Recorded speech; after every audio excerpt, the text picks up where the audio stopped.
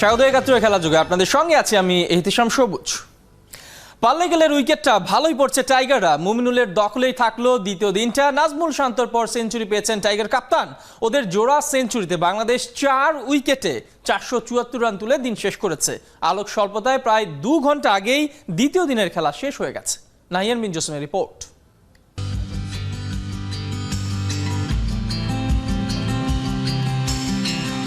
ক্যান্ডির সবুজ ক্যানভাসে টাইগারদের উইলোর আঁচড়, লঙ্কান সিংহ শাসন। দ্বিতীয় দিনেও সিংহাসনে মুমিনুলদের দখল।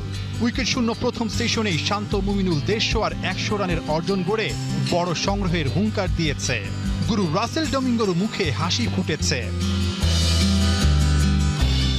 শান্ত মুমিনুলের জোট ভেঙেছে 242 রান যোগ করে। 2 উইকেট হারিয়ে 100 ওভারের বেশি ব্যাটিং। ওরা দুজনই 90 ওভার খেলে দিয়েছে।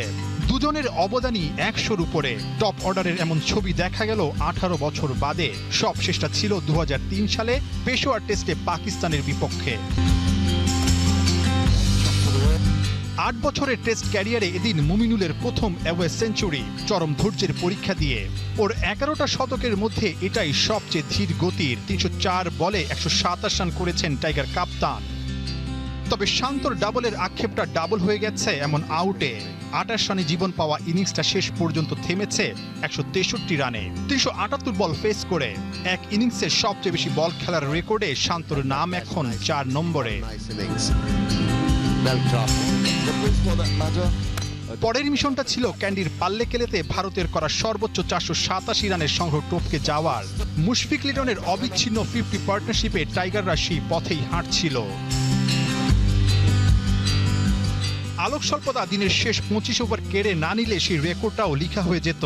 স্কোরবোর্ডটা অবশ্য ঠিকই জল জল করে আলো ছড়াচ্ছে। 4 উইকেটে টাইগারদের সংগ্রহ 474 রান। ড্রাইভিং সিটে থেকেই মুমিনুল হকের দল দ্বিতীয় দিন শেষ করেছে। নাহিয়ান বিন জসিম, ৭১। বাংলাদেশের ইনিংসটা যদি হয় এক কাব্যগাথা, তবে মুমিনুল আর শান্তর ইনিংস তার সবচেয়ে সুন্দরতম কবিতা।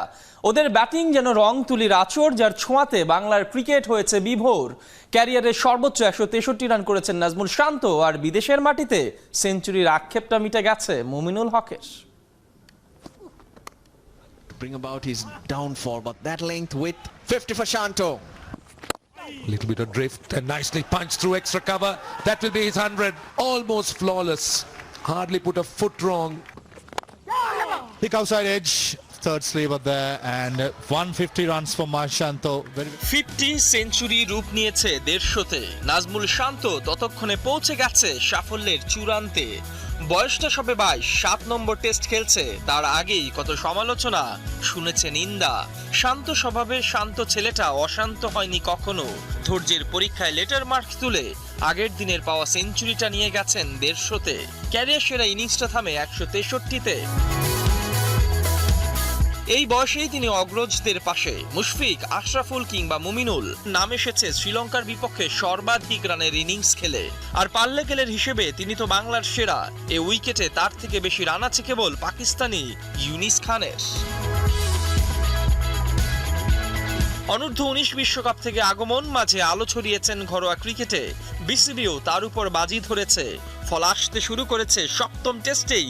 নাজমুল শান্ত গগনবিদারী আওয়াজ তুলেছেন। তার মাস্টার ক্লাসে 3 নম্বর পজিশনে ভেসেছে আশার সাম্পান। Again through mid wicket, passing mid on. শান্ত যদি হয় আশা জাগানিয়া, তবে ভরসার জায়গা জুড়ে মুমিনুল হক। 50টাকে অবলীলায় বদলে নিলেন সেঞ্চুরিতে। আক্ষেপ ইনিংসটা এগুলো না 150-তে, আটকে গেছে 127-এ। তবে এই অর্জন তার প্রায় 8 বছরের অপেক্ষার। দিনের হিসেবে প্রায় 3000। ঘরে মাঠে 10 সেঞ্চুরি পর এলো সোনালি সেদিন। মুহূর্তটা স্বপ্নীল। বিদেশের মাটিতে এটাই যে মুমিনুলের প্রথম সেঞ্চুরি। এও ম্যাচে টেস্ট সেঞ্চুরি পেতে এতটা অপেক্ষা করতে হয়নি আর কারো। ভিন দেশে ম্যাজিক ফিগারে যাবার আগে ঘরের মাঠে সর্বোচ্চ 10 সেঞ্চুরি করেছেন কেবল বাংলার ক্যাপ্টেন। মুমিনুলের অভিষেকের পর থেকে এশিয়ার মাটিতে এক বিরাট কোহলি তার থেকে বেশি সেঞ্চুরি করতে পেরেছেন।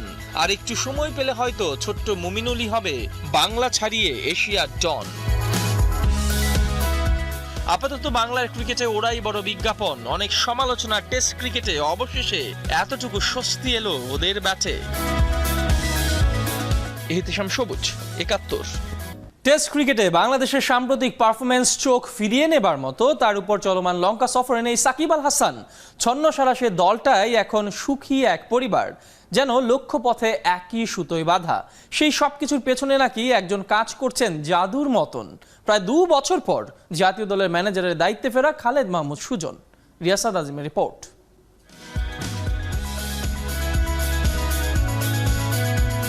ড্রোনের বিশাল ক্যানভাসে পাল্লিকেল স্টেডিয়াম, দর্শক শূন্য মাঠে খেলা নাজমুল শান্তর এমন উদযাপন লঙ্কার মাটিতে বাংলার সাফল্যের যেন চিরায়ত trademark. He burst this 100 and he will remember this for a very long time. Almost flawless, hardly put a foot wrong. খড়ের মাঠে টানা টেস্ট হারা বাংলাদেশ বিরুদ্ধ কন্ডিশনে দুর্বার। যে দলে আবার নেই সাকিব আল হাসান, তারপর কেন আর কিভাবে? কৌতূহলী মন যখন উত্তর খোঁজে, তখন রঙিন বাক্সে ভেসে ওঠে একজনের ছবি, খালেদ মাহমুদ সুজন। প্রায় 2 বছর পর আবারও জাতীয় দলে সুজনের অন্তর্ভুক্তির পরই সব বদলে গেল। 26 মাস পর দেশের বাইরে দলের খাতায় 4 শতাধিক রান, অফ্রম শান্তর অভিষেক সেঞ্চুরি, দেশের বাইরে মুমিনুলের প্রথম শতক। সব মিলে বিচ্ছিন্ন দলটা আবারও একটা সুখী পরিবার। খালেদ মাহমুদ ফ্যাক্ট, ফিরে তাকাবো তার না থাকার সময়টায় দলের অবস্থা। আগে খালেদ মাহমুদ সুজন ও আমাদের ম্যানেজার ছিল।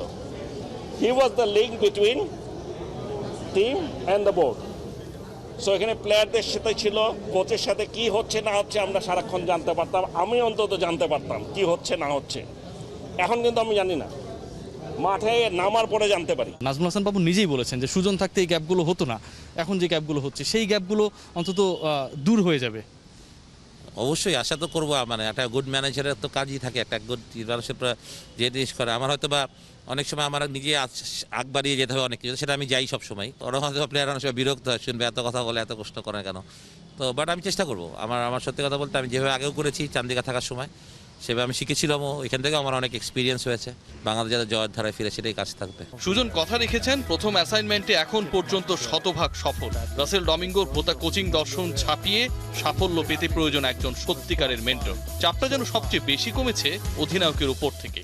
এইবার টিমে খালেদ মাহমুদ সুজন ভাই গিয়েছেন, মমিনুলের জন্য একটা প্লাস পয়েন্ট আমি মনে করি। যে মমিনুল লাস্ট 1 বছর ধরে ক্যাপ্টেন্সি করছেন, ওই সাপোর্টটা পাচ্ছিলেন না। সুজন ভাই থাকাতে আমি মনে করি যে টিমের একটা বেনিফিট হবে। অভিজ্ঞ আশরাফুলের কথার সাথে কাজের মিল মমিনুলের। 43 টেস্টে এসে প্রথম শতক দেশের বাইরে।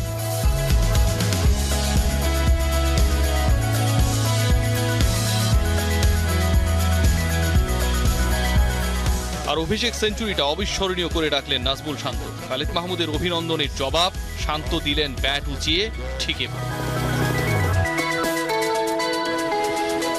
রিয়াসাদ আজিম, 71।